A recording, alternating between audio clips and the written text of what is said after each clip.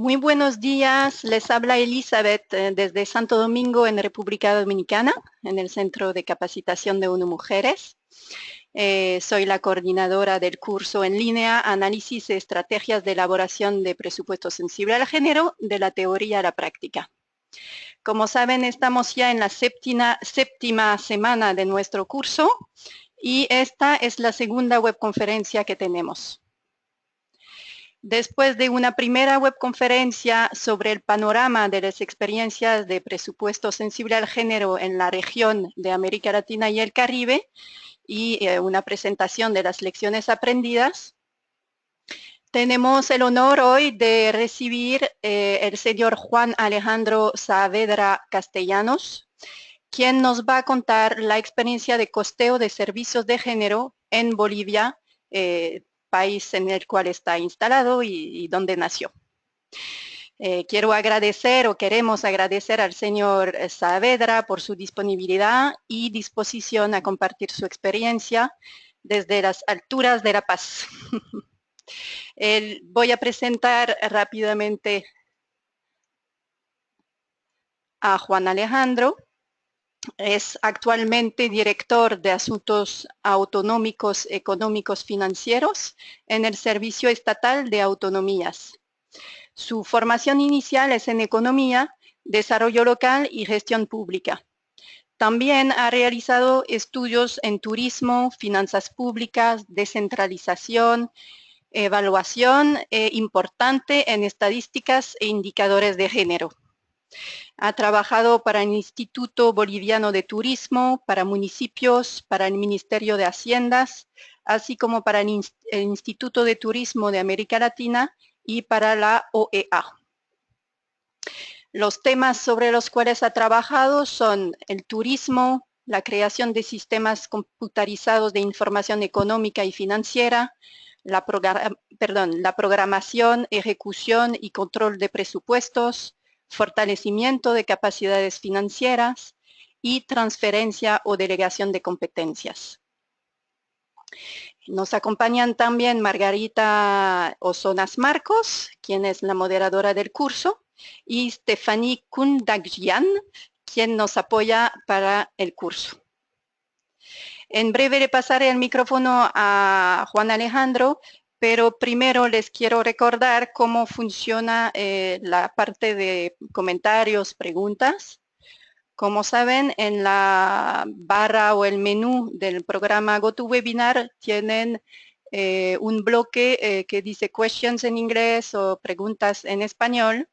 Y entonces aquí puede abrirlo, clicar en la crucecita, abrirlo y poner su pregunta. Stephanie está atenta a estas preguntas, la está recopilando y entonces las leeremos al final de la exposición de Juan Alejandro.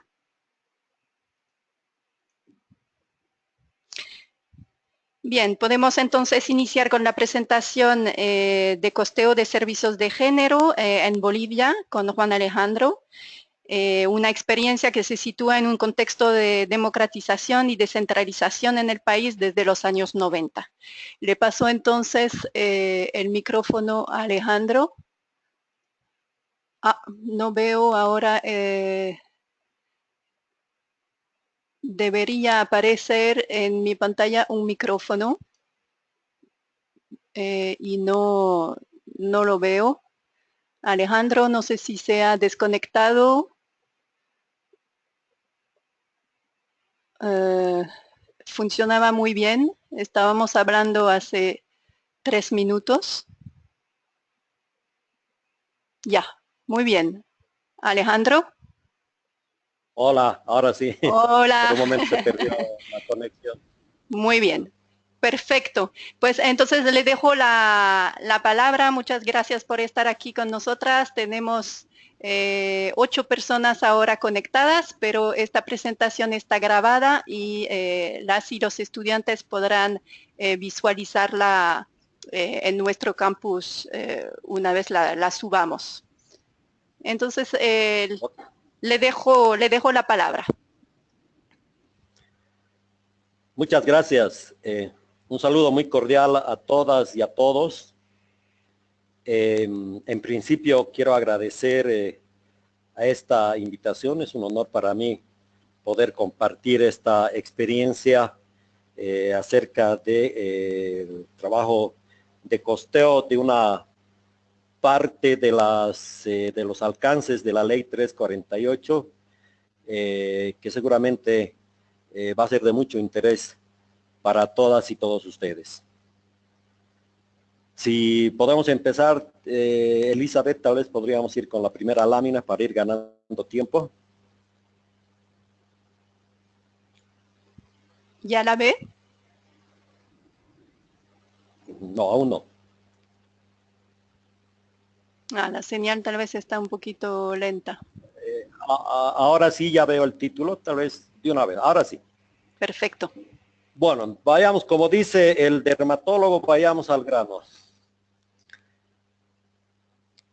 Vamos a ver en principio lo que he tratado de establecer, que es el contexto de lo que voy a hablarles.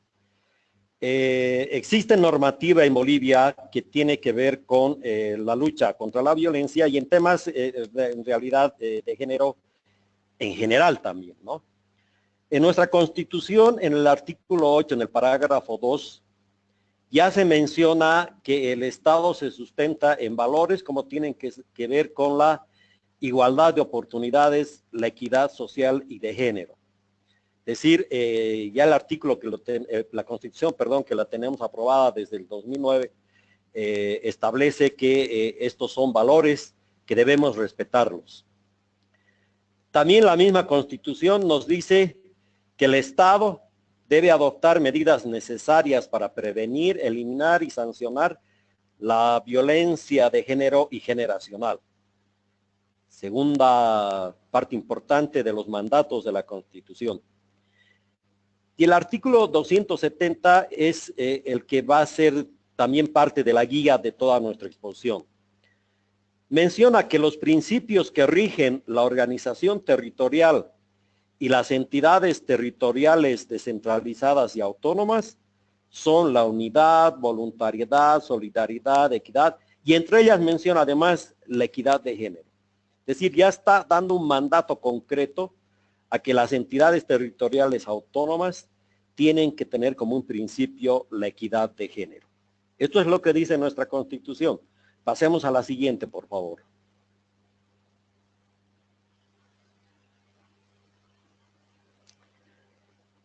Uno de los aspectos que creo también importante mencionarles para que entendamos el contexto de lo que les voy a presentar después, es que en la Constitución Política del Estado boliviana se definen las competencias para 4 niveles de gobiernos, para 5 niveles de gobierno en realidad, en resumen.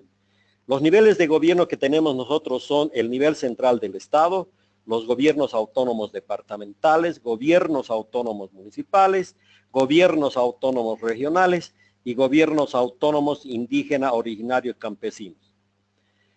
Para poder normar cómo van a funcionar todos estos niveles de gobiernos, la Constitución manda que se debe redactar una ley marco de autonomías y descentralización.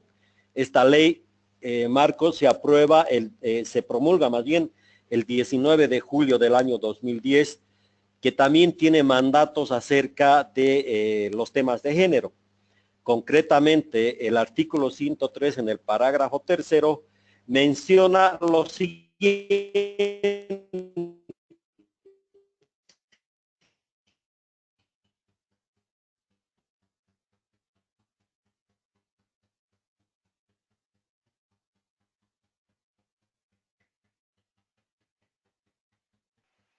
Dice las entidades territoriales autónomas, es decir, los gobiernos indígenas y campesinos, formulan y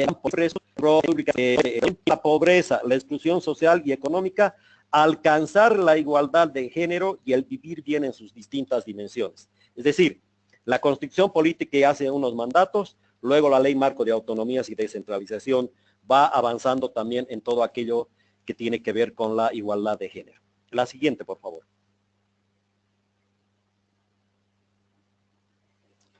Esta misma ley marco establece ya el detalle de las competencias exclusivas que tienen los gobiernos departamentales. Como les mencionaba hace un momento, los gobiernos departamentales en Bolivia son los que tienen la jurisdicción, un departamento, un estado también se llama en otros países. Y una de esas competencias exclusivas para estos departamentos, que está concretamente en las letras pequeñas ahí abajo de la diapositiva, el artículo 300, los numerales 2, 32 y 35 del parágrafo 1 de la Constitución Política del Estado, también en el parágrafo 2 del artículo 93 de la Ley Marco de Autonomías, dice que se deben diseñar y establecer el plan de desarrollo económico y social del departamento, incorporando los criterios de desarrollo económico y humano con equidad de género e igualdad de oportunidades. Es decir, ya vamos aterrizando más la Constitución Política, la Ley Marco de Autonomías y ahora concretamente qué tienen que hacer los gobiernos departamentales, ¿no?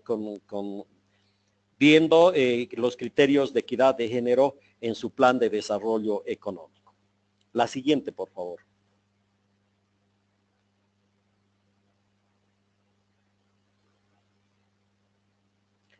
En el mismo sentido, los gobiernos municipales tienen un mandato en esto de las competencias exclusivas. Para poder también poner en contexto qué es una competencia exclusiva, lo que Bolivia hace cuando adopta el sistema autonómico es asignar competencias a los 5 niveles de gobierno que les mencionaba anteriormente. Les asigna las competencias privativas, exclusivas, compartidas y concurrentes. Para no entrar en muchos detalles, las privativas son aquellas que solo puede hacer el nivel central del Estado, las exclusivas son aquellas en las cuales los niveles de gobierno pueden legislar, reglamentar y ejecutar su competencia. Las compartidas y las concurrentes tienen otras características. Lo que nos vamos a concentrar ahora es en esta exclusiva de los gobiernos municipales. Anteriormente les había mostrado de los gobiernos autónomos departamentales. ¿Qué dice esta competencia exclusiva? Dice que también los gobiernos municipales tienen que elaborar su plan de desarrollo con equidad de género. Lo tengo resaltado para que ustedes puedan apreciarlo. Ya los mandatos son más concretos.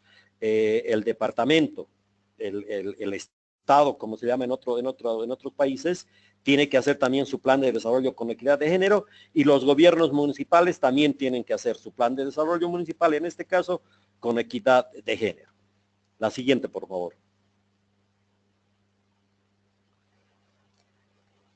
Una vez que tenemos establecido todos estos lineamientos marcos, llamemos, lo que se hace es, el año 2013, promulgar la ley 348 para garantizar a las mujeres una vida libre de violencia. Es esta ley la que nos va a permitir hacer el trabajo que más adelante les voy a comentar con más detalle. ¿Cuál es el objeto de esta ley? Está mencionado en su artículo 2.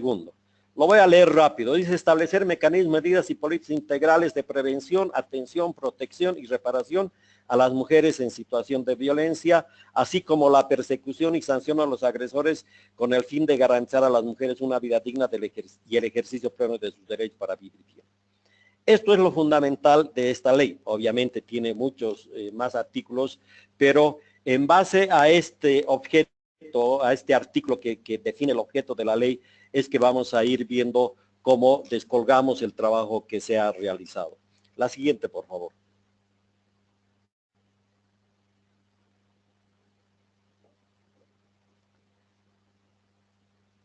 El artículo 3 de esta ley establece prioridades. Vale decir que, ¿qué es lo que se tiene que hacer? Menciona que los órganos del Estado y todas las instituciones públicas adoptarán las medidas y políticas necesarias, asignando los recursos económicos y humanos suficientes con carácter obligatorio.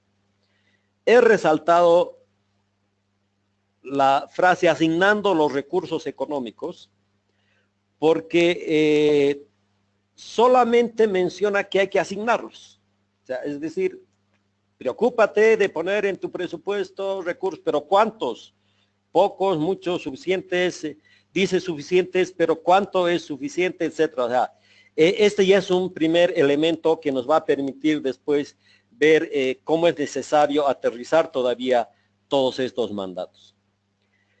En otra parte de las prioridades dice que las entidades territoriales autónomas, en el marco de sus competencias y responsabilidades constitucionales, asignarán los recursos humanos y económicos destinados a la implementación de políticas, programas y proyectos destinados a erradicar todas las formas de violencia hacia las mujeres.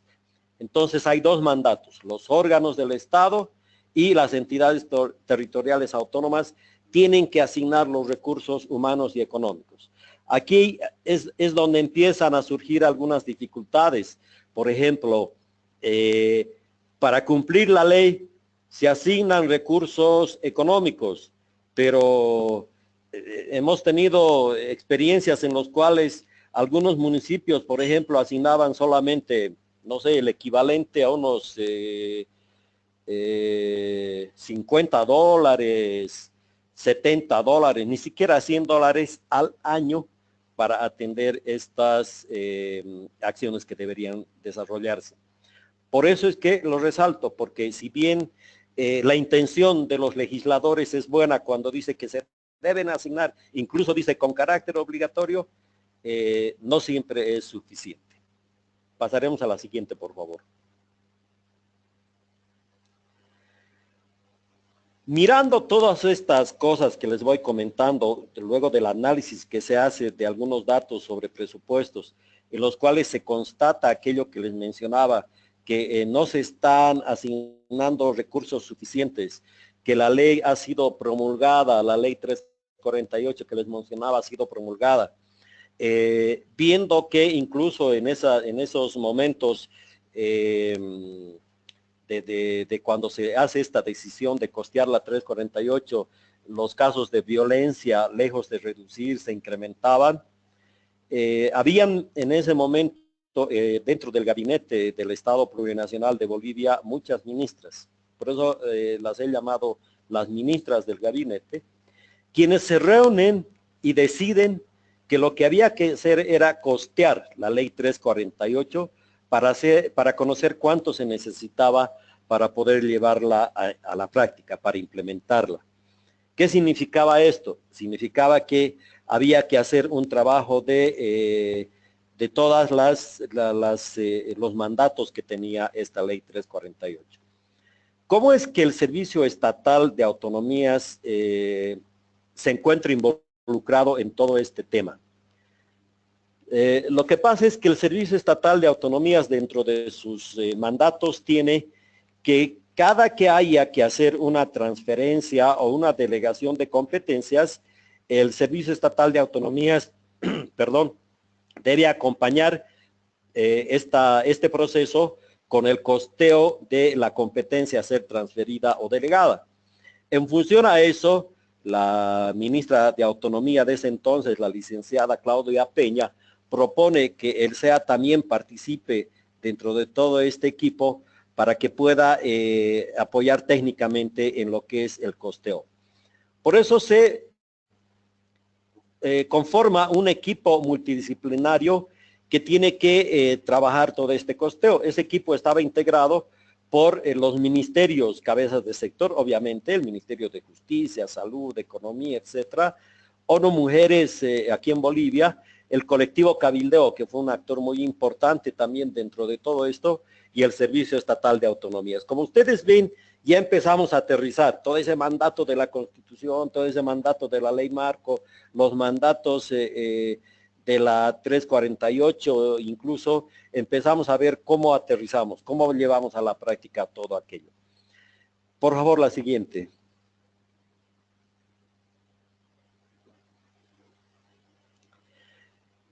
Este equipo decide, más bien define una metodología para poder hacer el costeo de la ley 348. Como ustedes comprenderán, costear toda una ley no es una tarea muy sencilla, tiene su tiempo, necesita de mucho apoyo técnico para poder hacerlo.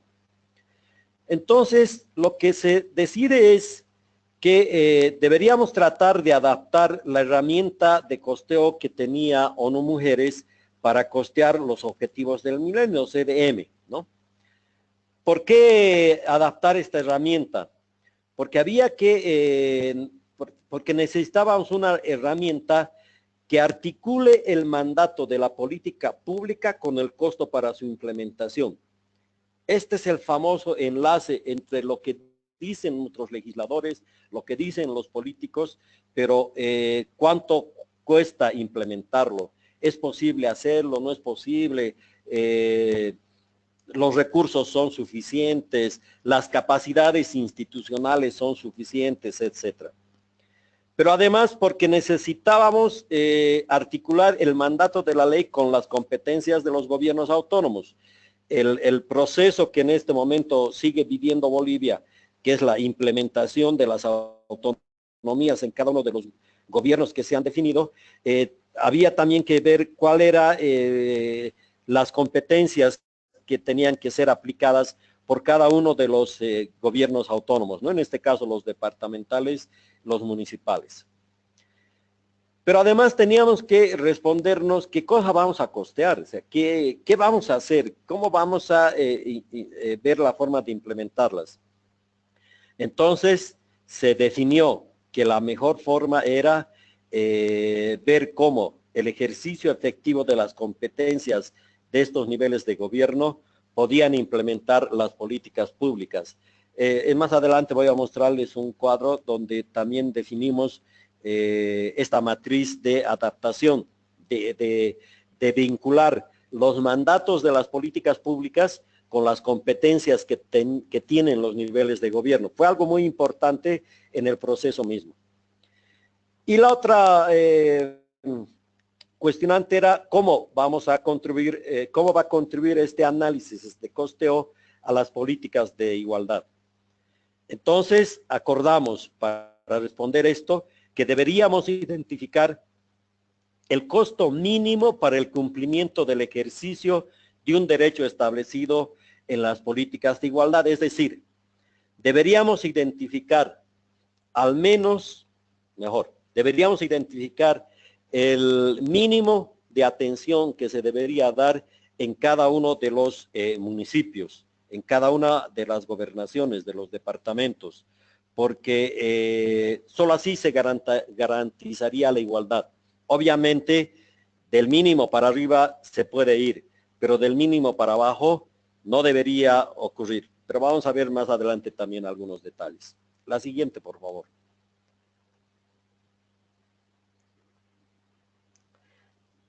Esta metodología que les mencionaba, que nos fue muy importante en todo este proceso, se resume en esta diapositiva que les muestro. Primero, tuvimos que definir la matriz de servicios y productos, tanto del nivel central del Estado y los gobiernos autónomos, es decir, ¿quién hace qué? En resumen, la llamamos así a nuestra famosa matriz. ¿Quién hace qué? Quiere decir, ¿qué hace el nivel central? ¿Qué hace el municipio? ¿Qué hace la gobernación? ¿Y qué productos tienen? ¿En base a qué competencias tienen? Etcétera. Una vez establecido eso, definimos cuál va a ser el estándar mínimo en la prestación del servicio. Esto es que esto nos ayudó mucho en lo que estaba legislado, porque el mandato era concreto. Por ejemplo, en el caso de los servicios legales integrales municipales, se dice que mínimamente debería haber un abogado, un trabajador social y un psicólogo en cada uno de ellos. Entonces, establecimos ese estándar mínimo en la prestación del servicio. Luego tuvimos criterios de clasificación para cada uno de los municipios para ver, por ejemplo, el tamaño de su presupuesto, es decir, cuánto tiene para poder cumplir sus competencias cada año, y la asignación también del presupuesto que se encargaba anualmente dentro de todo este sistema de presupuesto.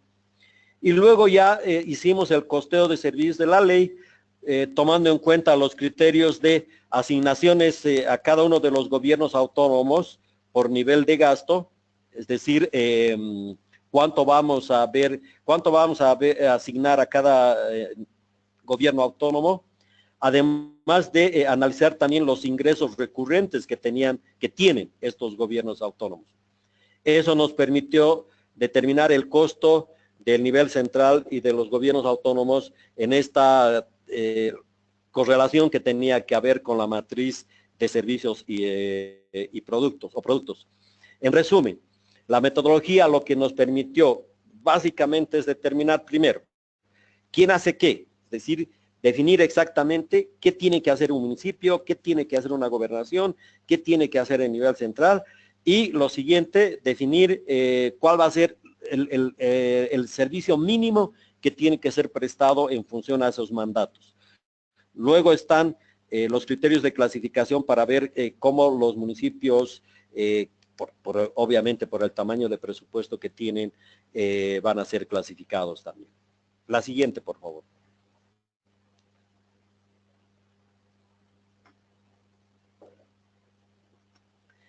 No voy a entrar a mucho detalle en esta y en las siguientes diapositivas.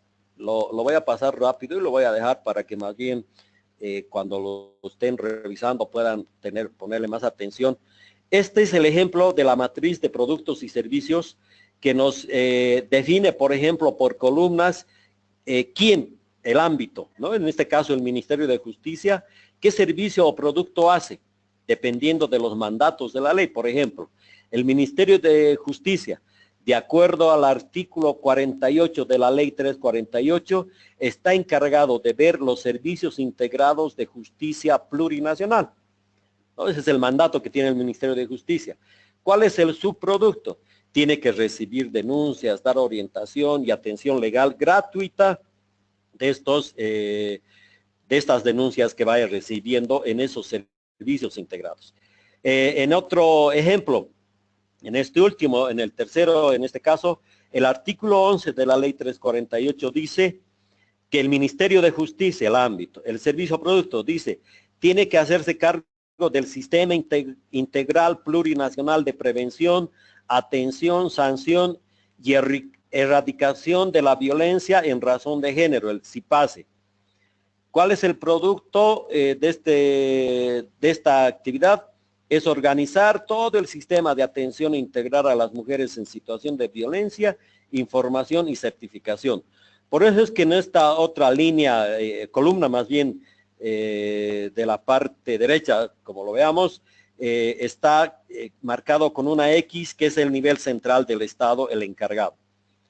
Esta matriz es la que responde a las preguntas ¿quién hace qué?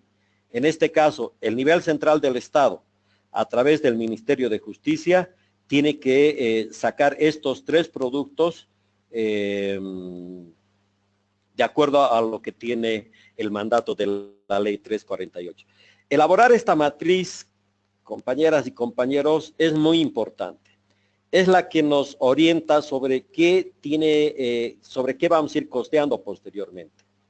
Es lo que nosotros también llamamos después el trabajo de alcances competenciales, ¿no? Por ejemplo, el Ministerio de Justicia, dentro de todas sus atribuciones, tiene que recibir denuncias, orientación y atención legal gratuita para los servicios integrados de justicia plurinacional. Entonces, hay que costear esto. ¿Cuánto va a ser todo eso? Dice atención legal gratuita, pero ¿de dónde van a salir los recursos? Del nivel central. ¿Cuánto cuesta? ¿Cómo se va a hacer? ¿Dónde se va a hacer? ¿Cuánto personal se necesita? Etcétera. Esta matriz es muy importante, como vamos a ver también en la siguiente. Pasaremos a la siguiente, por favor. En esa matriz también ya vemos algunos otros ejemplos también del nivel central del Estado, en este caso del Ministerio de Gobierno, el Ministerio de Educación, también con, por ejemplo, la prevención, atención, auxilio e investigación, al haber creado la Fuerza Especial de Lucha contra la Violencia. Es una parte del Ministerio de Gobierno, de la Policía en realidad, que tiene el mandato concreto de luchar contra la violencia, lo que aquí llamamos la FGCB ¿no? Identificación, aprehensión, coordinación, igual cuánto costaría, qué tipo de personal va a tener, cuánto de la policía, cuánto civil, etcétera. En la siguiente diapositiva, por favor, vamos a ver también ya los mandatos del Ministerio de Salud, en este caso, del Ministerio de Comunicación. Sigue siendo nivel central del Estado, porque también había que identificar cada una de ellas. Pasaremos a la siguiente, por favor.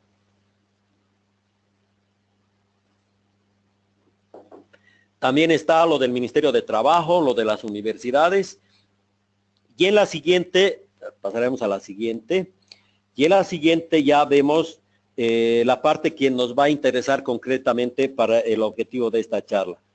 El mandato a los gobiernos autónomos municipales, ¿no? Aquí, como ustedes ven, en el ámbito está el gobierno autónomo municipal. ¿Cuál es el servicio o producto? Los servicios legales integrales municipales, los SLIM. Concretamente, el artículo 50 de la ley 348 dice que los gobiernos autónomos municipales son los encargados del SLIM. ¿Qué hace este SLIM? Organiza, coordina y fortalece los sistemas de información. Produce más bien apoyo, seguimiento y elaboración de informes psicológicos, sociales y legales. Intervención inmediata ante denuncia de hechos de violencia, acciones, difusión, defensa y ejercicio de derechos de mujeres y prevención, y coordinación con entidades públicas y privadas, además de reportar todas las denuncias recibidas. Todo eso hay que hacer el SLIM.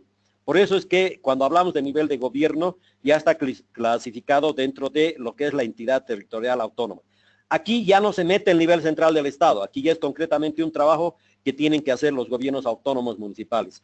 Como ustedes advierten, esta matriz es la que nos permite identificar qué hace el nivel central y qué hacen los gobiernos autónomos municipales, en función primero al mandato de la ley 348, pero también de las competencias que tienen.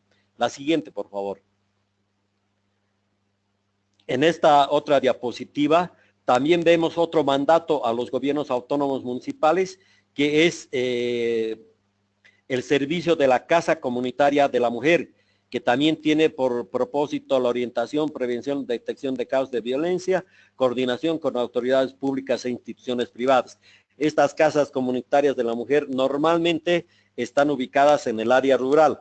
En cambio, los SLIM que veíamos anteriormente, normalmente también están ubicados en las grandes ciudades.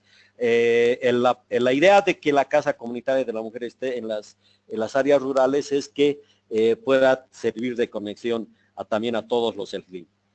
Y luego hay un mandato que está clasificado como ETA, es decir, las entidades territoriales autónomas. Esto quiere decir que lo puede hacer un gobierno autónomo municipal, una gobernación, un gobierno regional o un gobierno autónomo indígena originario campesino, que es las casas de acogida y refugio temporal, ¿no? Estas casas de acogida, las CAR que les hemos llamado, son para acoger, proteger y atender gratuitamente a mujeres y familias en situación de violencia, estimular y promover el empoderamiento, proporcionar a las mujeres la atención interdisciplinaria y capacitar a las mujeres víctimas de violencia. Es decir, todas estas acciones o subproductos, como los hemos llamado, tienen que estar a cargo de estas casas de acogida y refugio.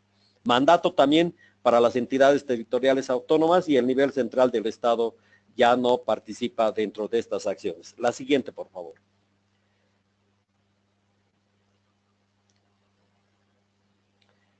Por lo tanto, ¿qué vamos a costear? Vamos a costear solo para, mientras se va corrigiendo, hay un problemita en la presentación. Solo para mencionarles, en realidad se hizo un costeo de toda la ley 348, pero el impacto mayoritario se tuvo con estos tres ejemplos: los servicios legales integrales municipales, los SLIM, las casas comunitarias y las casas de acogida y refugio, las CAR, que son las que están a cargo, estas dos, el SLIM y la casa comunitaria, a cargo de los municipios, y la casa de acogida y refugio, que puede estar a cargo de las gobernaciones y los municipios. Mayormente las gobernaciones se han hecho cargo de estas casas de acogida y refugio. También hicimos costos del nivel central del Estado, pero al ser entidades del nivel central solamente quedaron en este caso como datos para ellos. La siguiente, por favor.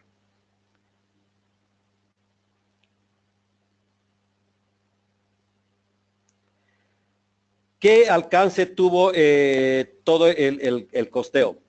Como les mencionaba, teníamos que ver los temas de prevención, atención, protección y orientación, que es el mandato de la ley. En el caso de prevención había que ver los programas de sensibilización, modificación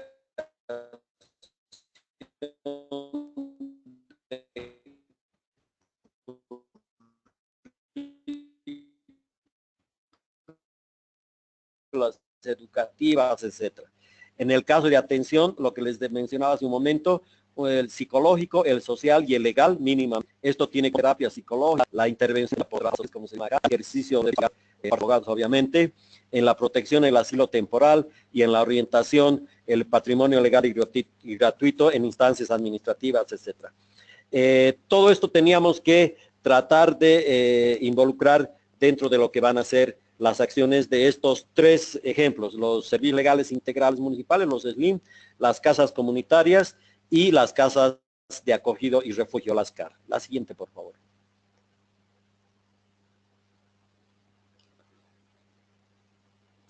Criterios del SLIM mínimo es aquello que les mencionaba hace un momento, en el sentido de cómo hacemos para que todos tengan al menos los servicios básicos, ¿no? Por eso es que nuestros criterios eran: todos deben tener al menos el mismo servicio. Todos deben tener al menos la misma calidad de servicio y por lo tanto deberíamos determinar el costo mínimo, que implica cubrir los costos mínimos para que funcione un SLIM. Esto, que parece repetitivo, fue muy importante en el momento de hacer la socialización de todo este trabajo. Es decir, lo que estábamos costeando era el costo mínimo, que implica cubrir los costos mínimos para que funcione un SLIM de acuerdo a cómo se determinó que debía funcionar el SLIM. La siguiente, por favor.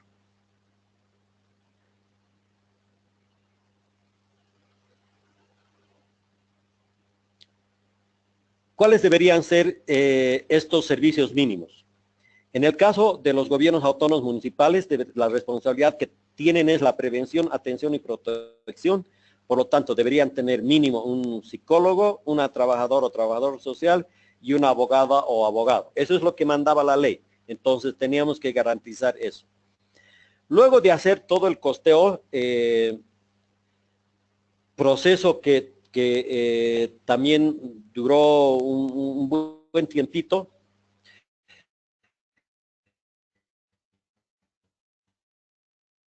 se determinó que para que funcione un plan integral, un SLIM, eran necesarios 167,000 bolivianos al año.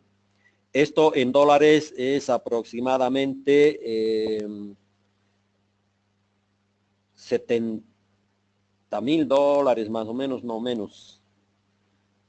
20,000 dólares, algo más de 20,000 dólares, ¿no? 25,000 dólares más o menos. Para que ustedes vean, 25,000 dólares anuales de funcionamiento es lo más mínimo que pudimos nosotros determinar. Pero, ¿qué era lo que queríamos garantizar? ¿Qué es lo que queríamos llevar adelante con todo esto? Era concientizar a los gestores, estoy hablando de alcaldes concretamente, alcaldes y alcaldesas, que era posible tener un SLIM con los servicios mínimos y que pueda ayudar a luchar contra la violencia hacia las mujeres. Les estábamos demostrando con todo este trabajo que no era necesario pensar en miles y miles de dólares, en cientos de miles de dólares que pueden afectar la gestión de los alcaldes. Pero con unos 30,000, digamos que sea el costo anual, 30,000 dólares anual, era posible ya pensar en que tenía la posibilidad de implementarse unos SLIMs en los municipios. Esto fue algo muy importante, porque hasta antes de este trabajo, se hablaba de los SLIM, se hablaba de las casas de acogida, se hablaba de las casas comunitarias, pero no se tenía idea de cuánto podría llegar a costar, y entonces los alcaldes o alcaldesas simplemente lo pasaban de lado, ponían solo acciones porque no tenían mucha idea. En cambio, cuando determinamos este trabajo, que con cerca de $30,000 podían tener funcionando todo el año un servicio legal integral municipal, empezaron a darse cuenta que tal vez valdría la pena implementarlo y como lo hicieron posteriormente. Pasemos a la siguiente, por favor.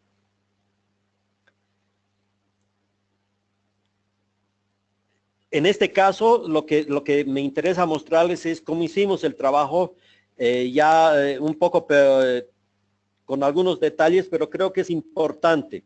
Determinamos cuánto debería ganar al año el abogado, el trabajador social y el psicólogo. Estamos hablando de profesionales que posiblemente vayan a trabajar al área rural, por lo tanto determinamos también que debía hacerse algo más del salario básico. Estos datos que les muestro en bolivianos, por si acaso el tipo de cambio en Bolivia es actualmente 6 bolivianos con 96 centavos un dólar. Habría que actualizarlos, pero básicamente lo que nos muestra es que en servicios personales al año estaríamos pensando en unos $10,000 más o menos, algo de eso, para tener los 3 abogados. Algunas veces nos decían que era muy difícil, muy complicado que algunos profesionales puedan ir al área rural, por ejemplo, pero después se vio que sí podía ser posible tener estos profesionales en el área rural, sobre todo. En cambio, en las ciudades, y también la experiencia nos ha mostrado que los profesionales tienen un salario un poco más alto respecto a lo que nosotros hemos costeado. Como les repito, la intención era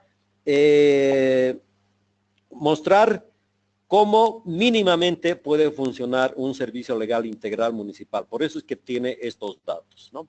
Pasemos a la siguiente, por favor.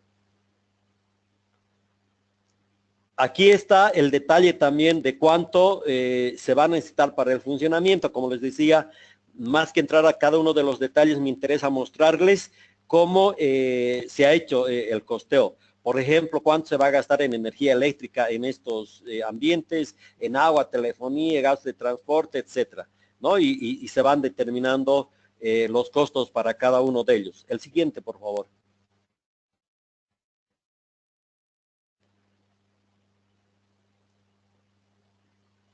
Aquí el detalle de materiales y suministros, por ejemplo, alimentos y bebidas, algo muy importante que estaba olvidando. Esta descripción en este caso de materiales y suministros, alimentos y bebidas para personas, papel, confecciones textiles, etcétera, son lo que en Bolivia conocemos como los clasificadores presupuestarios. En este caso son las cuentas de gasto que se tiene dentro del presupuesto. ¿Por qué lo hemos hecho así? En la anterior diapositiva está lo mismo. ¿Por qué lo hemos hecho así? Para no crear distorsiones en los técnicos de los municipios respecto a las cuentas que se usan. Por ejemplo, en alimentos y bebidas para personas está lo que normalmente podríamos considerar el refrigerio para el personal. En papel, toda la papelería que se necesite, material de limpieza igual. Es decir, no distorsionar los clasificadores que son instrumentos o herramientas más bien técnicas que los técnicos tienen en los municipios y que les es muy fácil leer este tipo de agrupaciones de gasto. Noten ustedes que uno de los costos mayores en materiales y suministros es campañas comunicacionales, porque aquí lo que hemos pensado es que tiene que haber importantísimo trabajo de prevención a través de estas campañas. Por eso es que un porcentaje altísimo se lleva este rubro de gasto, ¿no? La siguiente, por favor. En el caso de la infraestructura también estamos hablando de, hemos calculado cuánto se necesita por metro cuadrado en los ambientes, los baños, las oficinas, el gabinete psicológico, que fue también algo muy importante, Son costos indudablemente que tienen que ver con la realidad boliviana, pero que sirven para cualquier lugar porque las construcciones normalmente se las hacen de la misma manera, ¿no? Aquí lo importante está en el gabinete psicológico, que es algo fundamental en este caso para evitar la revictimización sobre todo, ¿no? Que es algo fundamental en los casos de violencia hacia las mujeres. La siguiente, por favor. Igual aquí el detalle del equipamiento, cuánto de, por ejemplo, para la oficina, muebles de oficina, etcétera. Algo interesante aquí es que se contempla la compra de una motocicleta, por ejemplo, y no una movilidad de 4x4, un taxi, una vagoneta, etcétera. Aquí la experiencia que nos comentaban también los compañeros fue muy interesante porque en muchos lugares, como estamos pensando sobre todo en el costo que esto va a tener para el área rural, era más fácil o es más fácil incluso trasladarse en motocicleta que en otro tipo de movilidad. Por eso es que está contemplada la motocicleta que facilita el transporte a cualquier hora y en caminos que pueden ser muy difíciles para otro tipo de movilidades. La siguiente, por favor. Este es un plano, no a detalle obviamente, pero de cómo tenemos concebido lo que debería ser el SLIM y un resumen del total de cuánto costaría construir y mantener en funcionamiento el SLIM. Como ustedes advierten, en la fila de total inversión están $94,000, que son un poco más de $20,000, y el costo total de, perdón, algo más de $10,000, y el costo total del SLIM, que son 261,000 bolivianos. Unos $40,000 más o menos, ¿no? Un poco menos tal vez, costaría todo eso. Vuelvo a insistir, esto que parece, pero es muy poquito o no parece muy realista, al contrario. Y otro de los aspectos que me gustaría resaltar es lo siguiente. Como ustedes advierten, aquí no hay nada de nuevo, de descubrimiento, de fórmulas, ni cosas por el estilo, sino sistematizar técnicas que ya se habían establecido antes, costear aspectos que normalmente tienen que ver más bien con el funcionamiento de cualquier institución, ponerlo en cifras e ir agrupando, y al final determinamos que se necesita esta cantidad para poder tener construido un SLIM y poder garantizar su funcionamiento en todo el año. La simpleza del trabajo fue otro de los factores importantes, yo creo, de éxito de todo esto, porque como les repito, no hay nada de extraordinario, no hay nada que diga que se hizo un descubrimiento nuevo y demás. Como ustedes advierten, es la agrupación de varias cosas de trabajo que cotidianamente vamos haciendo. La siguiente, por favor.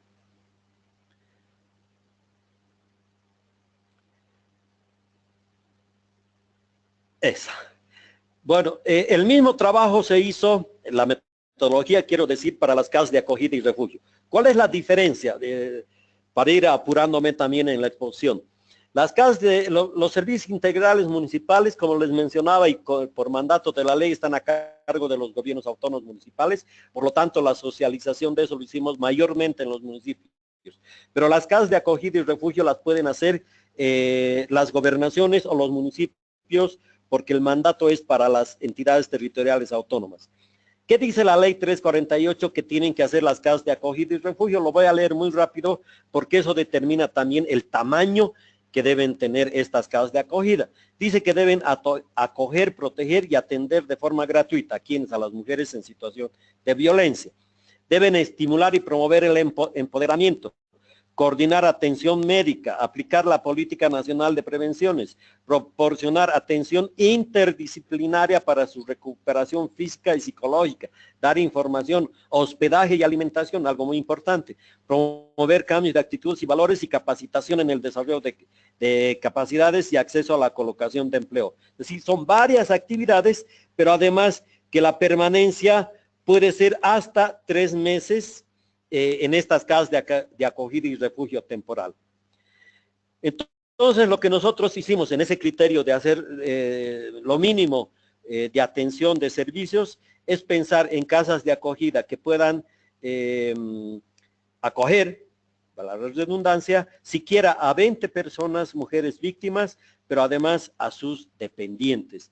Porque una de las cosas que se ha establecido es que cuando una mujer está en situación de violencia, generalmente no está sola. También están por detrás los hijos, a veces la mamá, a veces la abuelita, a veces las primas, etcétera.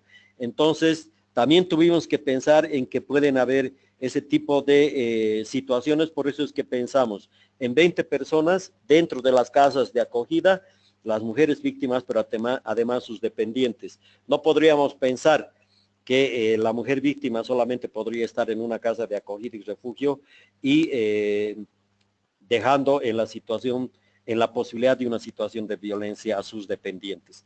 Vamos a la siguiente, por favor. Igual que en el anterior caso, lo que se ha determinado es la metodología, ver cuánto se puede gastar en papel, en todas estas cosas, y al final determinamos la anterior diapositiva, tal vez por favor, si Elizabeth. No, la siguiente a esta. Oh, ok, perdón. Entonces, determinamos que el costo, la anterior, el costo unitario es de 1.700.000, ya estamos hablando de muchos más recursos, estamos hablando de casi, bueno, $70.000 más o menos, un poco más tal vez, unos $80.000 más o menos, ¿no? El costo unitario para poder hacer todo este trabajo. Y el costo total, es decir, las 9 gobernaciones construyendo las casas de acogida y refugio, llegarían a costar 16 millones de bolivianos. Esos precios están en bolivianos, por favor. Entonces, con la misma metodología determinamos este costo. Parece más alto, bueno, es más alto, parece más difícil de implementar, lo quería decir, para un municipio, pero hay municipios que han decidido construir, pero sobre todo hay gobernaciones que han decidido construir en función a este trabajo que hicimos, obviamente actualizando cada uno de ellos de acuerdo a su realidad, porque me imagino que como en todos los países, en Bolivia también las realidades son distintas de departamento a departamento por clima, topografía, costumbres, etc. La siguiente, por favor. Aquí está lo que les mencionaba, ya el costo estimado total de servicios de la ley 348. Este cuadro está resumiendo el trabajo que hicimos, no solo para los SLIM, las casas de acogida y refugio, sino además para el nivel central del Estado. Recuerdan ustedes, les mostré la matriz de servicios y productos, la matriz del quién hace qué, donde se determina qué hace el Ministerio de Justicia, qué hace Salud, qué hace Educación. Costeamos todo eso. Con ayuda obviamente de cada una de las instituciones expertas. Por ejemplo, el Ministerio de Justicia fue quien nos proporcionó todos los datos, el Ministerio de Comunicación igual los datos de cuánto costarían campañas comunicacionales, etcétera, la policía, cuánto de personal se necesita, qué tipo, etcétera. Y con todo eso se llegó a determinar que para poder implementar la ley 348, con todos sus servicios mínimamente se necesitaban 235 millones de bolivianos. ¿No? Esto, como les mencionaba también hace un momento, sirvió para que algunos ministerios, algunas instancias también de los ministerios tomen algunas medidas para poder incluir dentro de sus presupuestos, no en la forma que a nosotros nos hubiera gustado, pero sí al menos creó mayor conciencia sobre que no están haciendo nada en algunos casos, por ejemplo. La siguiente, por favor. Y ahora me permito mostrarles lo que también fue el trabajo, que es la herramienta del costeo. Una vez que determinamos todos estos datos, lo que hicimos fue preparar una simple herramienta, simple por su trabajo. Quiero decir que, como ustedes advierten, es en una hoja Excel lo que hace es proporcionarles a los técnicos de los municipios y las gobernaciones el trabajo que nosotros hemos hecho, en resumen. Por ejemplo, ustedes advierten que por donde tenemos la columna de profesionales hay filas vacías en las que se puede añadir cualquier otro tipo de profesional que se crea necesario, por ejemplo, para que trabaje en un SLIM, un médico, por ejemplo, ¿no? Entonces se aprieta un clic y se pone el médico.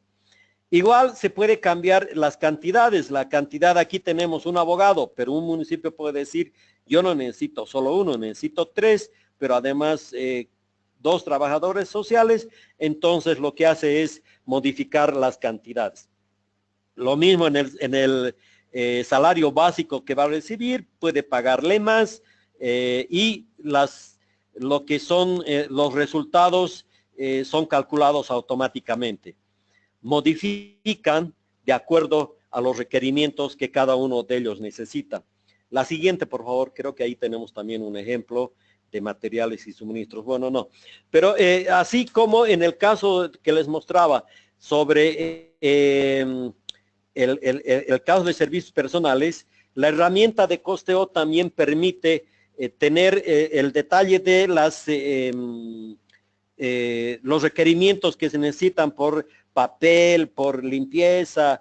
Les mostraba yo la motocicleta. En vez de motocicleta pueden poner una vagoneta 4x4, etcétera, una ambulancia, todo lo que sea necesario. Esa herramienta fue también fundamental porque los técnicos de los municipios que decidieron, por ejemplo, implementar el SLIM, se basaron mucho en eso, cambiaron algunos datos, modificaron algunas cifras y pudieron presentarle a su alcalde un dato mucho más exacto. Esa herramienta no solo contempla esas partes, sino también lo de inversión, es decir, el tamaño de la infraestructura, los metros cuadrados de la infraestructura, etcétera. Permítanme ahora mostrarles lo que ha ocurrido posteriormente. Eso ya lo teníamos. Luego, el 14 de octubre de 2014, con el decreto 2145, se establece lo siguiente: que los gobiernos autónomos departamentales deben destinar 30% de sus recursos de IDH para casas de acogida y refugio y 10% de esos recursos de IDH a partir del segundo año para mantenimiento. Que los gobiernos autónomos municipales deben destinar 25 y 30%, dependiendo del tipo de municipio que es, también de los recursos de IDH para los SLIMs, y también 10% para mantenimiento. Y que la FELC debe recibir 5% de los recursos del IDH para seguridad ciudadana, para la Fuerza Especial de Lucha contra la Violencia. El IDH son los impuestos de los hidrocarburos. ¿Por qué sale este decreto, compañeras y compañeros? Porque se saca la ley 348 y se ve que se quedaba en solamente el mandato. Sí, es obligatorio, deben asignar recursos, lo que les mencionaba. Luego las ministras dicen, bueno, haremos el costeo a ver cuánto cuesta. Se establece, se define, se les dice, miren, tienen que gastar solamente esto para poder construir el SLIM, para atender el SLIM, y no pasaba nada, o sea, muy poca respuesta. Entonces sale un decreto, como ustedes ven, se los resumo, que ya hay un mandato concreto hacia los gobiernos autónomos departamentales que dice que 30% de los recursos del IDH para seguridad ciudadana, es decir, una parte de los recursos del impuesto directo a los hidrocarburos que se destina a seguridad ciudadana, de eso el 30% lo tienen que destinar a casas de acogida y refugio para construir primero y 10% después para el mantenimiento, esa parte que les mencionaba de cuánto habíamos costeado nosotros para construir, lo que era inversiones y para el funcionamiento.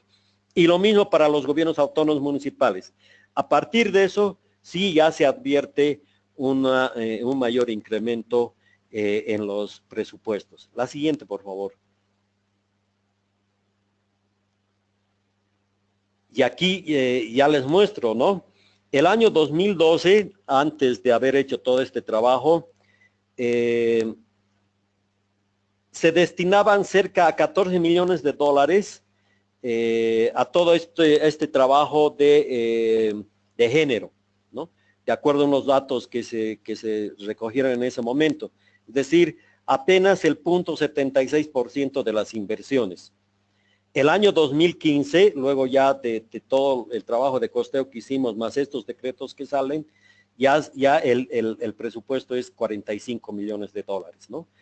Sigue siendo bajo el 1.2, el 2% más o menos de las inversiones, pero ya se advierte un mayor incremento en el presupuesto destinado al género. Creo que eso es lo importante de todo esto, que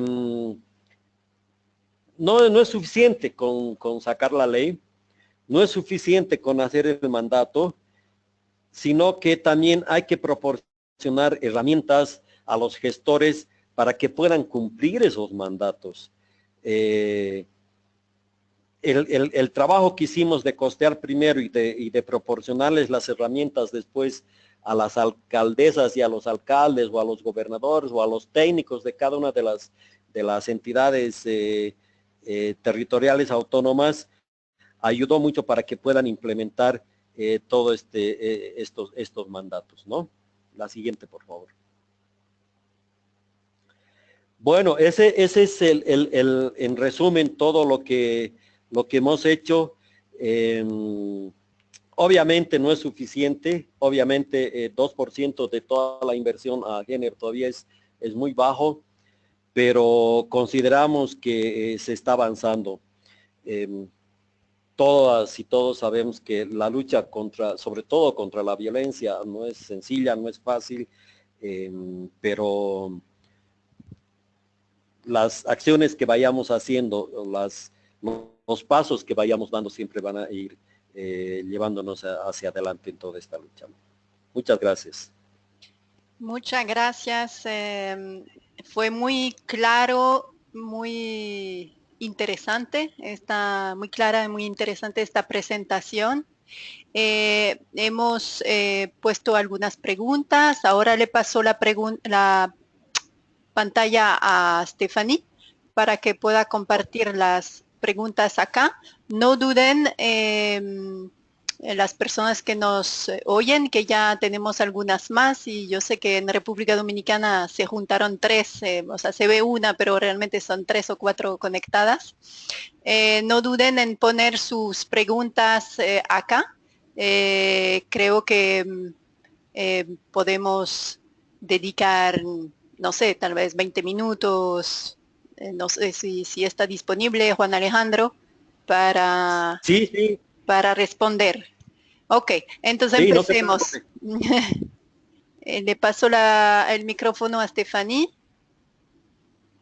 Okay. Bien, comienzo con la primera pregunta de Laura. Buenos días, mi pregunta es la siguiente. ¿Cómo ha sido y es la coordinación entre el gobierno central, gobernación y municipios para la ejecución de las acciones y su presupuesto?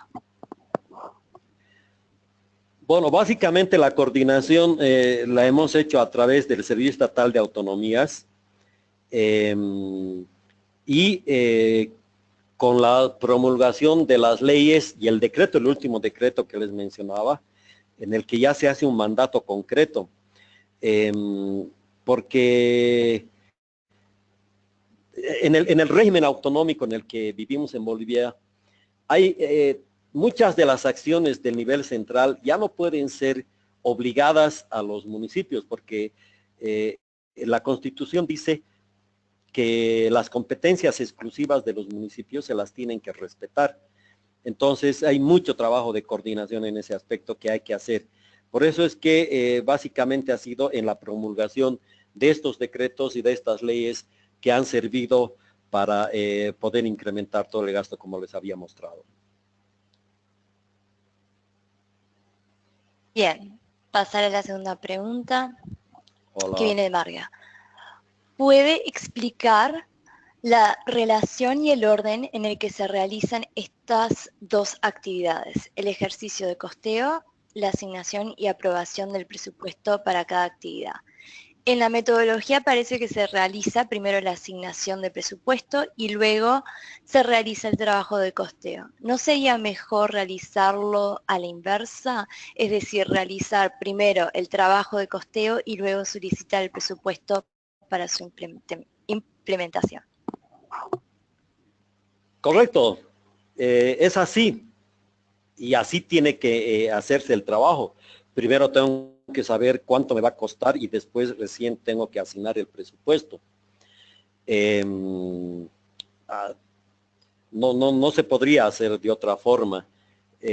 Lo que pasa es que tal vez la confusión surge en que yo me refería a que antes de haber hecho este trabajo del costeo, habían municipios que asignaban recursos hacia género, pero muy escasos, ¿no? Como decía, equivalentes incluso a $50 al año, más o menos. Y esto, tal vez menos de $100 en todo caso, en algunas casos, cifras irrisorias para atender las cuestiones de género. Pero sí, tienes que establecer primero el costeo, tienes que saber cuánto, si vas a hacer este tipo de asistencia, por ejemplo, como es el Servicio Legal Integral Municipal, que así se llama aquí en Bolivia, tienes que saber cuánto va a costar en tu jurisdicción para poder después asignarle el presupuesto respectivo, ¿no? Estamos de acuerdo en eso. Bien, paso a la tercera pregunta. Ha mencionado la participación del colectivo Cabildeo.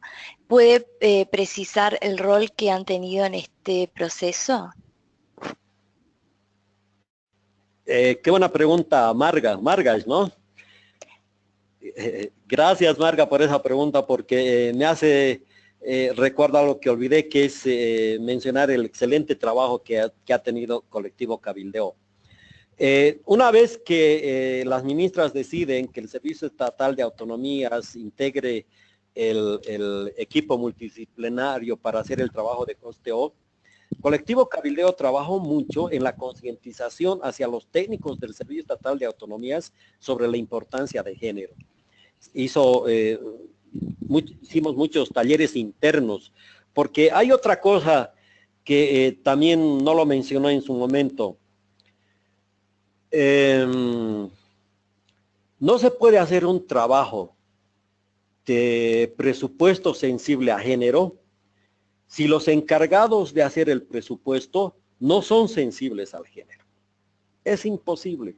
Nunca van a entender qué significa estar sensibles al género si no tienen además la teoría de qué entendemos por género, qué entendemos por estereotipos, etcétera. O sea, toda aquella parte técnica que es muy importante que haya la concientización.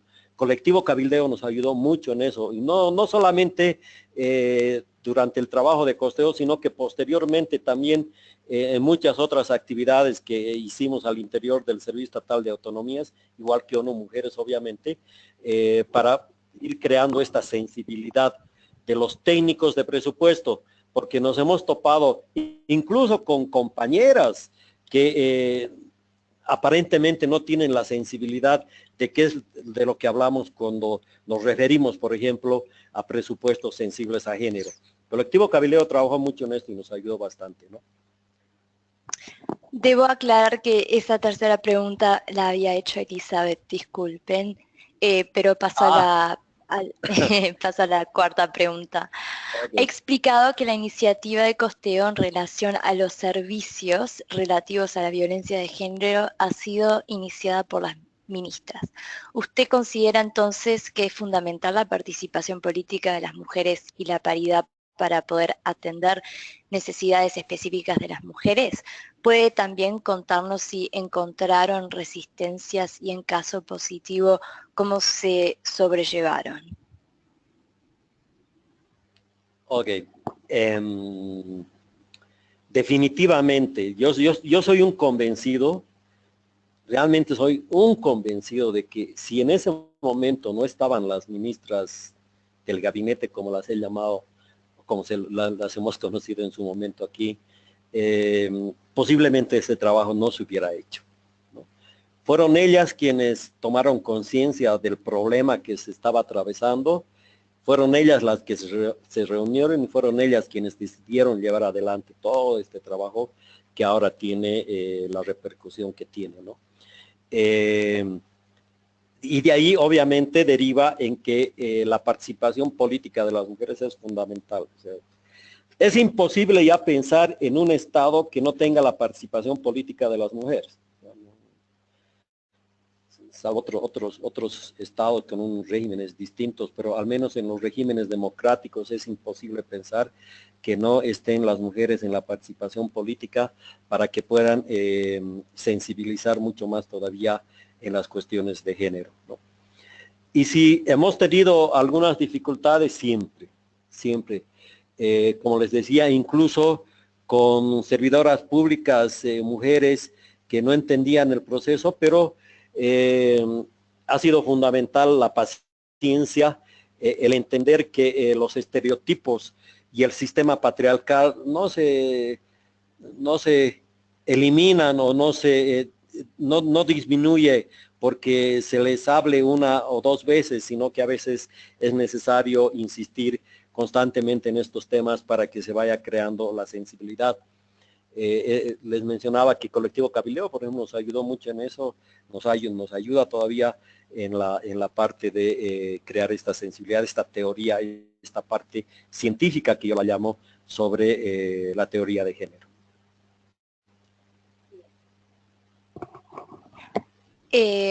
Paso a la siguiente.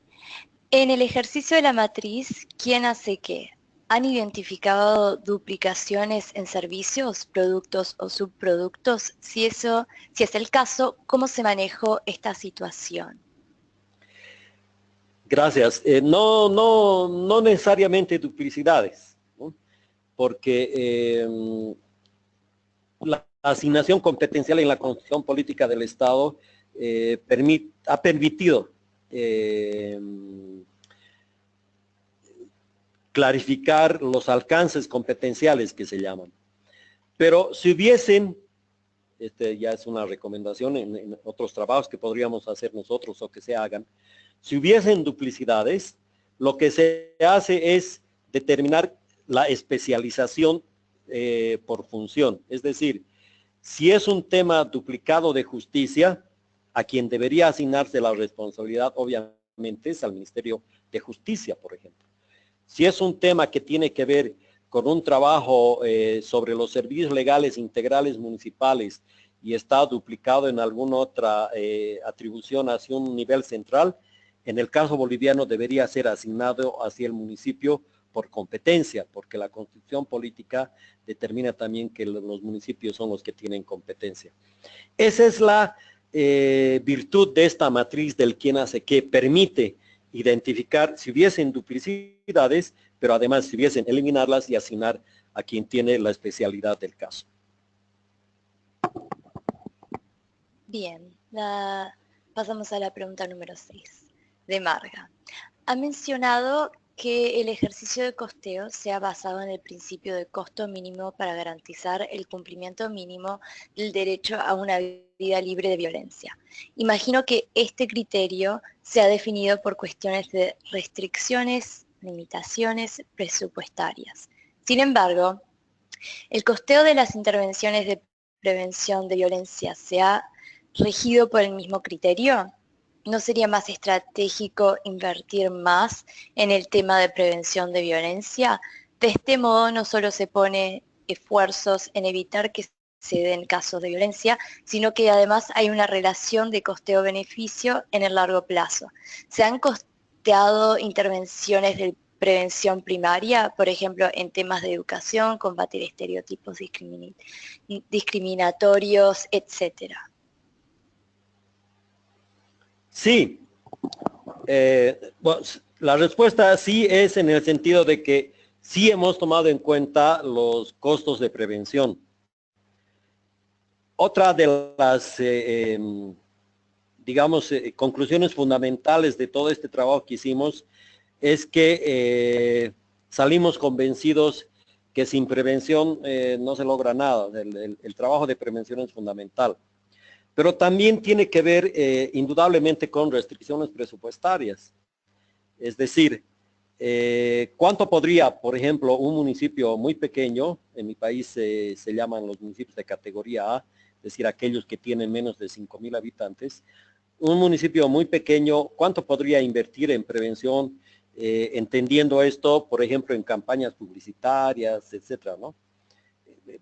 Está bien, yo sé que no solamente son campañas publicitarias, hay otras formas de hacer prevención. Por eso es que, si ustedes recuerdan, hice mención aquí uno de los costos más altos en materiales y suministros eran precisamente las campañas comunicacionales, ¿no? Que tiene que ver con reuniones, por ejemplo, talleres para la población, talleres para los jóvenes, pensando sobre todo en aquellos que van a acabar el nivel secundario, los bachilleres, talleres para etcétera. Es decir, sí tenemos pensado en las campañas de prevención. El costo mínimo indudablemente tiene que ver con las restricciones presupuestarias, pero a pesar de eso, dependiendo del tamaño de la institución, del municipio, de la gobernación, etcétera, tienen que invertir en campañas de prevención. Definitivamente estamos de acuerdo en eso también. Bien, pasa a la próxima. ¿Se consideró el trabajo de las ONGs para coordinar lo que se costea y dónde?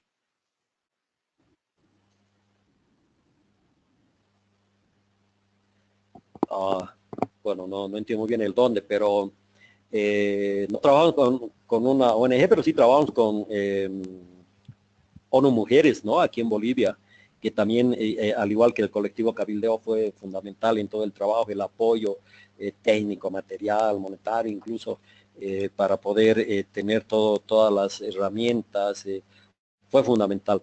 Y ONG, bueno, el colectivo Cabildeo, ¿no? Si es que vamos a entender por ese tipo. Pero ¿dónde? Bueno, no sé exactamente a qué se refiere la pregunta. Bien. Bueno, paso a la siguiente. ¿Cuánto tiempo les llevó todo este proceso de costeo? Aproximadamente unos 4 meses para hacer todo el trabajo, incluyendo la herramienta de costeo como tal. Bien. La siguiente pregunta es, ¿esta metodología se ha institucionalizado en el gobierno? ¿Lo utilizan para costar otras políticas? No está institucionalizada en el sentido de que sea un mandato utilizar la herramienta, ¿no? Pero por la facilidad, como les he mostrado, de la utilización de la herramienta, nos hemos enterado que algunos municipios lo usan para costear otros alcances competenciales que nosotros llamamos, ¿no? Por ejemplo, ¿cuánto costaría la construcción de una unidad educativa pequeña? ¿O cuánto podría costar una unidad de salud también de primer nivel, etcétera? Pero institucionalizado, como entendiendo como obligatorio, no. Bien. La próxima pregunta. ¿El hecho de conocer el costo mínimo de atención a víctimas ha servido como argumento para enfocar más recursos en la prevención? Sí. ha ocurrido que algunos alcaldes, por ejemplo, al enterarse que el costo de funcionamiento del SLIM, que no lo tenían en su municipio, significaba más o menos $30,000, como les decía, $25,000 más o menos al año. Entonces decidieron que podían hacer más trabajos de prevención, ¿no? Más campañas respecto a erradicar la violencia.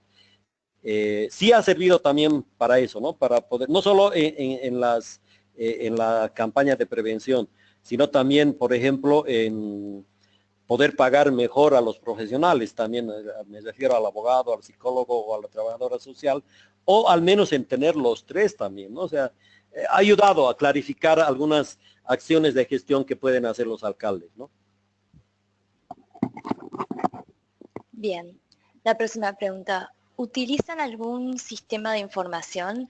¿Pueden evaluar el impacto de las acciones realizadas? Y esta pregunta la hizo María Noel. Bueno,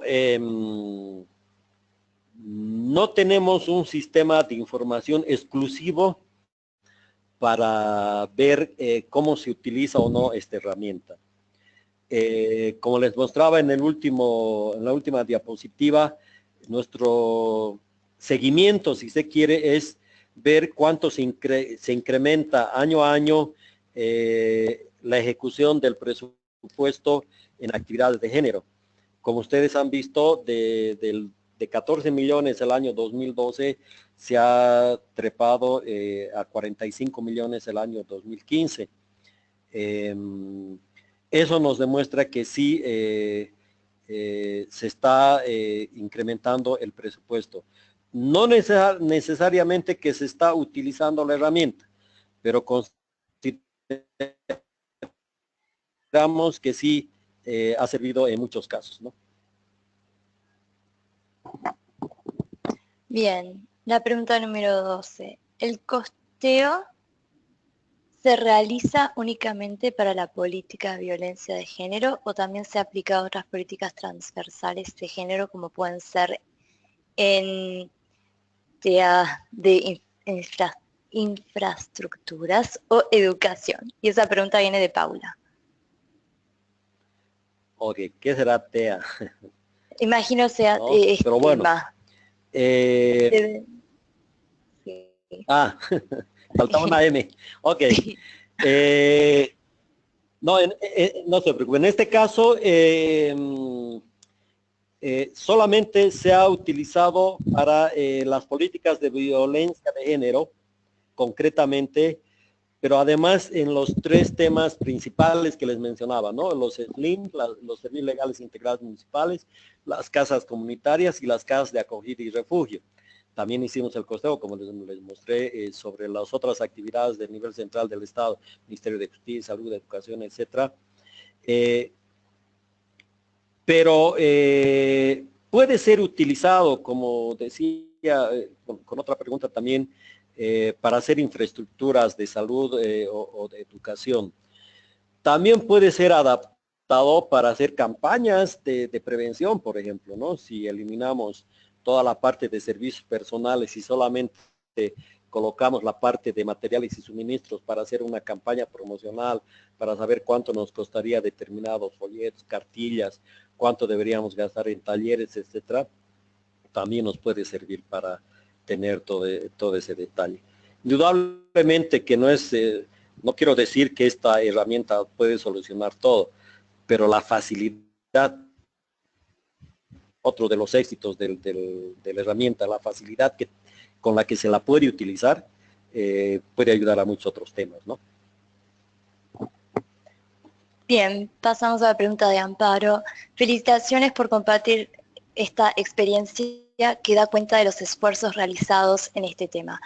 ¿Qué ha pasado que a pesar de tener el costo de las acciones no se ha logrado la asignación de los recursos?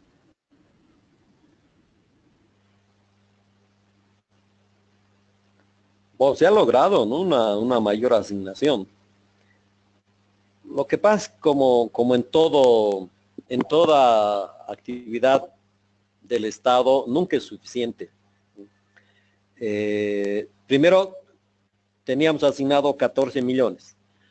Ahora tenemos asignados 45 millones de dólares. ¿Cuánto más tenemos que asignar? ¿Cuánto es suficiente? No se puede saber, ¿no? Lo que sí a nosotros nos gustaría es que se incremente cada año la asignación del presupuesto, porque eso querría decir que hay un mantenimiento de la asignación anterior. ¿A qué me refiero? Que si el año 2015 se han asignado 45 millones y el año 2016 se asignarían solo 40, querría decir que habría una disminución. En cambio, si se asignan 45 al 2015 y 47, por dar un ejemplo, el 2016, quiere decir que los 45 anteriores se han mantenido y se están incrementando 2 millones más en ese año. Es decir, eso es lo que nos interesa también en todo esto. Porque si no, vamos a caer en lo de lo ideal, ¿no? Lo óptimo, y eso sería muy difícil de poder establecer. Bien, ahora la pregunta de Judith. Me queda la idea que hubo muy importantes avances cuando estas tareas se llevan al ámbito autonómico. ¿Qué pasaba con el nivel central? ¿Era más difícil esta labor?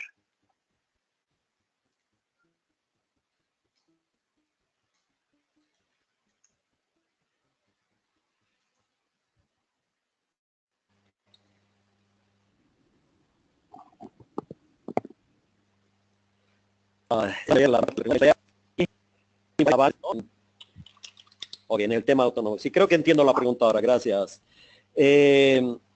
Lo que pasa es que con el nivel central se hizo la tarea, me refiero a que logramos establecer el costeo con cada una de las instituciones cabezas de sector, con cada uno de los ministerios o las instituciones encargadas, como la policía, etcétera. Pero ya llevar el control se hace más difícil para el Servicio Estatal de Autonomías en cuanto a entidad encargada, sobre todo de dar apoyo técnico a los gobiernos autónomos, también al nivel central del Estado, pero ha sido más difícil querer hacer el seguimiento hacia el nivel central del Estado. Creo que es una tarea pendiente respecto a esta temática, y seguramente vamos a ir viendo cómo tratamos de implementar también ese sistema de seguimiento, ¿no? Gracias por la pregunta, compañera. Quiero agregarle una preguntita que puso Amparo después de su pregunta número 13. Si implica que los recursos estimados en el costeo fueron asignados en su totalidad, que no entendió bien la respuesta. Se lo escribí ahí en pantalla, okay. Si lo ve. Sí, lo estoy viendo, gracias. En algunos casos fueron asignados tal como nosotros hicimos el costeo, ¿no? Por ejemplo, los 260,000 bolivianos más o menos. Pero en otros se asignó más, porque como les decía, lo que nosotros costeamos era la parte mínima, el costo mínimo para atender mínimamente el servicio, pero en otros municipios se dieron cuenta que sus recursos les alcanzaba a poder asignar un poco más. Estamos hablando de los años 2015, 16, incluido este 17.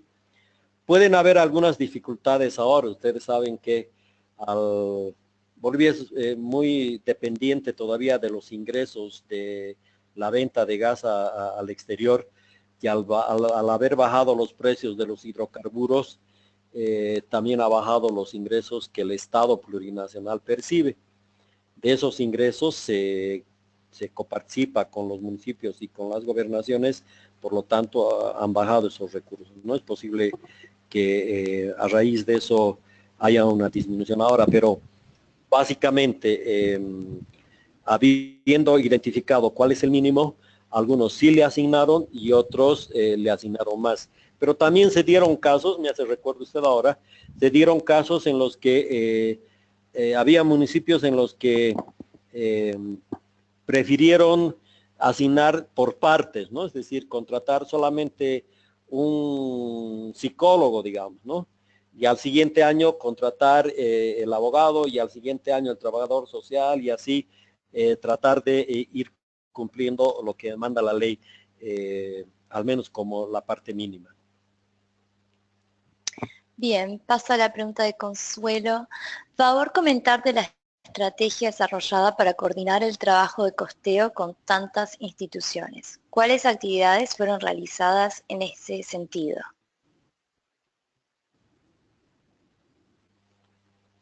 Ok, las instituciones fueron reuniones básicamente, ¿no? En un principio, como les decía, luego que se forme el equipo multidisciplinario, lo que se hacen son reuniones para definir la metodología, para definir esto que les mencionaba, que se va a establecer la matriz de quién hace qué, para definir qué datos deberían sacar u obtener las otras instituciones. Pero luego se reduce a un trabajo técnico, básicamente entre ONU Mujeres, Colectivo Cabildeo y el Servicio Estatal de Autonomías, comandado por el Servicio Estatal de Autonomías para establecer el costeo como tal. ¿Cuál fue la forma de trabajo? Una vez que se hicieron estas reuniones, las reuniones de coordinación del equipo multidisciplinario, se asignaron tareas concretas. Por ejemplo, el Ministerio de Justicia, una vez que se definió en la matriz de quién hace qué servicios o productos tiene el Ministerio de Justicia, se le encargó a sus técnicos a que hagan el trabajo de costeo de esa parte, igual de comunicaciones, igual de educación, etcétera, igual de la policía y demás. Y en el caso de los municipios y las gobernaciones, el Servicio Estatal de Autonomías, con el apoyo, como les mencionaba, de ONU Mujeres y del colectivo Cabildeo, se contrataron consultores para que empiecen a desarrollar todo el trabajo. Creo que esa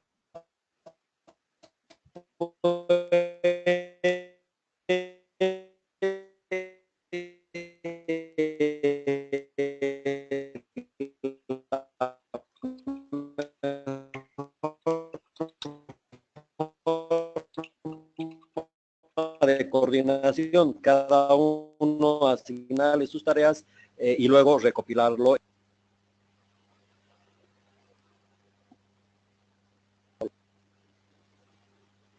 Hola, ¿me escucha? Ahora Hola. sí. Hola, ahora sí. Intente nuevamente. Ahora sí creo que, a ver. Sí, ahí lo estamos escuchando. Ok. Sí se escuchó mi respuesta, entonces, no, me quedó la duda. No, la última parte no se escuchó, pero ahora se ve que se mejoró, lo escuchamos mejor. Si podría repetir la última parte, por favor. Quiere que repita, ¿no? Ok, lo que decía es que la mejor forma de coordinación que tuvimos fueron estas reuniones preliminares del equipo multidisciplinario, en el cual se determinó primero que se iba a hacer la matriz del quién hace qué. Una vez establecido esta matriz, que la trabajó el SEA con el apoyo de ONU Mujeres y el colectivo Cabildeo, una vez que se estableció esta matriz, se volvió a reunir al equipo multidisciplinario y se encargó a los técnicos de cada una de las instituciones que elabore la parte de costeo correspondiente, por ejemplo, las actividades de justicia, al Ministerio de Justicia, las actividades de la policía, las de educación, etcétera. El Servicio Estatal de Autonomía se quedó a cargo de el costeo de los SLIM, las casas comunitarias y las casas de acogida y refugio. Bueno, ahora pasamos a la última pregunta. de Alicia. Gracias por la presentación. Me preguntaba si una vez realizado este costeo, en el momento de elaborar el presupuesto anual, se actualiza y se hace pública la asignación presupuestaria que se va a dedicar a esta actividad para el próximo ejercicio. Sí, sí, en el sentido de que el presupuesto en Bolivia es de conocimiento general, es decir, de toda la población participa. Tenemos lo que se llama la planificación participativa.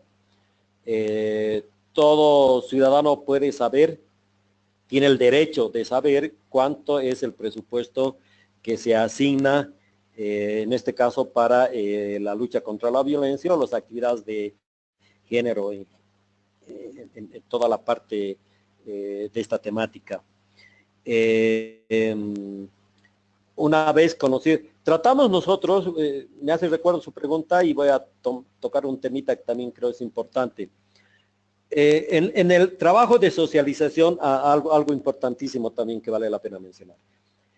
Una vez que nosotros determinamos cuánto era el costeo, tanto de los SLIM, las casas comunitarias, las casas de acogida y a nivel central, lo que se hizo con el apoyo de una mujer es un trabajo de socialización a todos los municipios en Bolivia. Se hicieron talleres, donde se invitaron, en Bolivia tenemos 339 en ese momento municipios, ahora tenemos 338, y un gobierno autónomo indígena originario campesino. Se invitó a todos ellos, a todos los técnicos, a todos los alcaldes, se hizo un trabajo con las concejalas, con los concejales de socialización de toda la herramienta. Eso fue también algo muy importante del trabajo.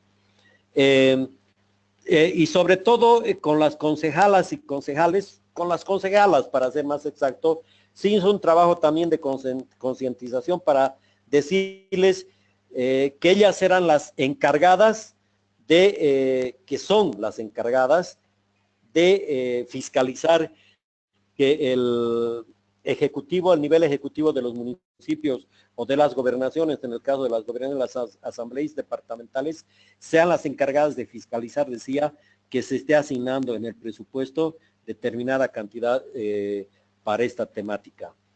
Sí debería haber un seguimiento todos los años.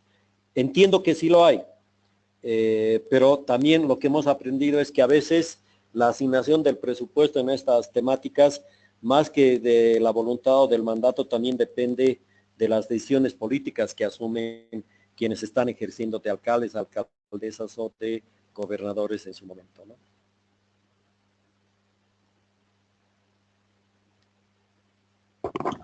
Bien, hemos llegado a la final de nuestras preguntas.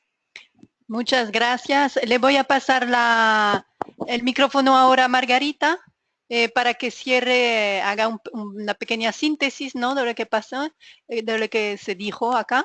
Nuevamente, muchas gracias. Marga, ya te pasó el micrófono.